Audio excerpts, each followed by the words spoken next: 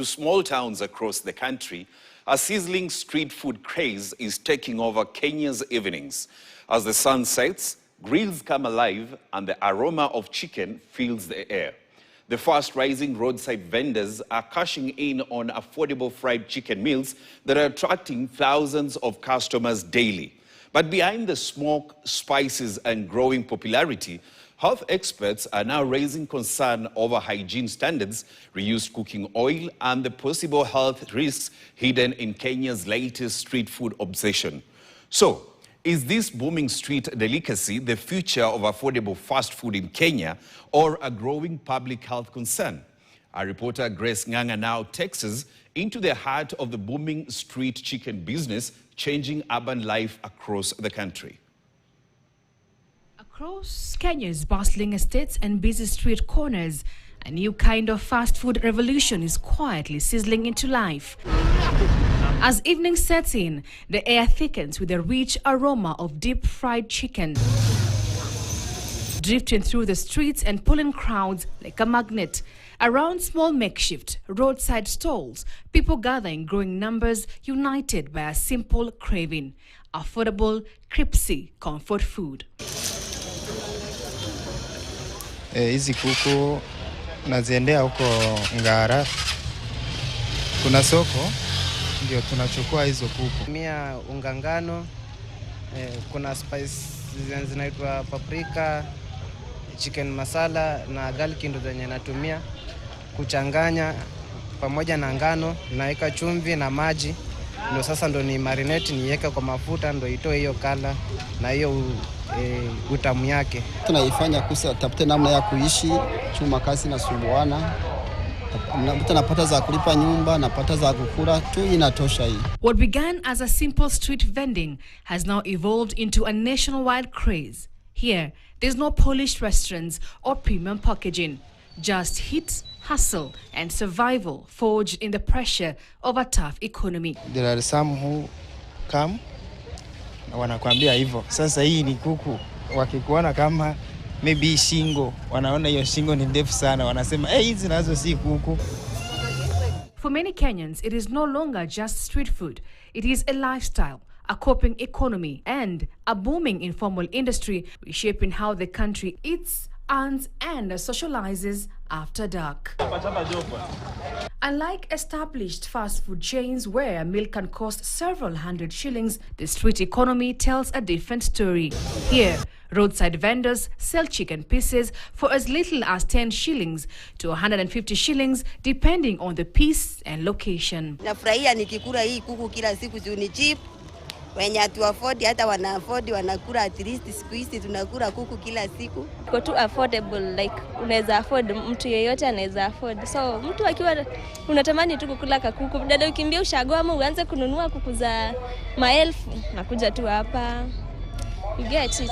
Roughly 8 cents to $1, the delicacy has become one of the most affordable fast food options for many Kenyans. In most estates, customers walk away with a handful of chicken pieces for just a few shillings, while less than 260 shillings is enough for a full meal, making the street delicacy increasingly popular. Waendelee na hiyo biashara. Si unaona hiyo biashara sasa, yeye kuna biashara sasa, hivi nimenunua yangu. Kama sisi hatuwezi afford, si unaona nimeshanunua. Kama una pesa unastukia umenunua, umekopa hata kidogo tu yenye unaweza rudisha unanunua. Sasa wenye tu kwa tunakula saa hii, at least tunaenjoy. Nazo ni tamu. Unakula kesho unafeel kale kasoni konako acha nikate nusu nikule kuku. For many young people, boda riders, students and workers, the businesses have become the go-to option for a quick and cheap meal. Ya mtaani hivi. Yaani mtu akiwa na pesa kidogo ananunua. Watu wengi tunapenda kukula hizi ni vile kulingana na mapato yetu ile ndogo. Na kama huwezi fikia kukula ile kuku mzima pesa yake, ukikula hii unatoshana na yule anakula hiyo kuku mzima. Behind the smoke, the constant hiss of sizzling pans, many young entrepreneurs said the business is changing lives. The booming trade is also creating employment opportunities for many youth struggling with unemployment. Some vendors say they make steady profits daily due to the growing demand for affordable street food. Other vendors reportedly make hundreds of shillings daily from evening sales alone, especially in busy estates and nearby stages, universities and nightlife spots. Hii ni biashara ambayo iko na mapato kivyake, na nikihimiza vijana ningependa pia waweze kujiunga pamoja nami ili tukaweze kuendeleza kimaisha, ili wasiweze kujiimarisha na mambo yasiyofaa kama vile mihadarati na mambo mengine. Biashara mimi nimeifanya karibu miezi 6, na ukiendea hizo kuku unakuja unatoa expenses zote, maybe pesa inakuja tu, lakini hata kama isikuwe pesa mingi, lakini kakitu napata. But behind the irresistible aroma and affordable appeal, health experts and nutritionists are sounding a note of caution. Experts warn that while the meals are affordable and tasty, some vendors may be exposing customers to dangerous health risks. Concerns have been raised of the repeated use of cooking oil, poor hygiene and covered food, and lack of proper inspection. Nutritionists also caution that frequent consumption of heavily fried foods may increase risks linked to obesity, high blood pressure, and heart-related illnesses. It's put on a piece of paper, then a second batch is put and a third batch is cooked. By the time the customers reach to the bottom batch, the first one that was cooked, it has stayed warm and it's out in the open. The flies have already come on it, and it's a really good environment for Salmonella, E. coli to grow. Where that water came from to wash that chicken is the first place that should be of concern.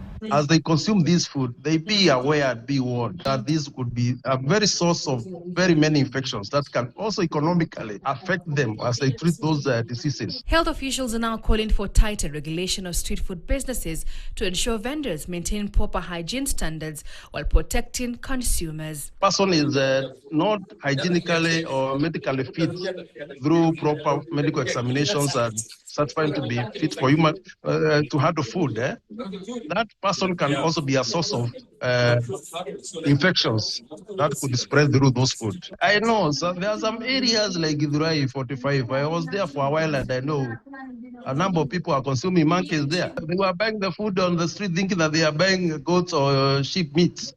When few of those people are caught skinning monkeys, is when it was realized many people they are eating those bush meats, monkeys, that are for the funny animals. And that meat is not inspected. Now we are exposing our people to zoonotic diseases like anthrax and many others that can be transmitted from animal to human. Avoid the public that is coming, you're breathing onto the chicken, you're sneezing onto a big heap of chicken, the flies are coming.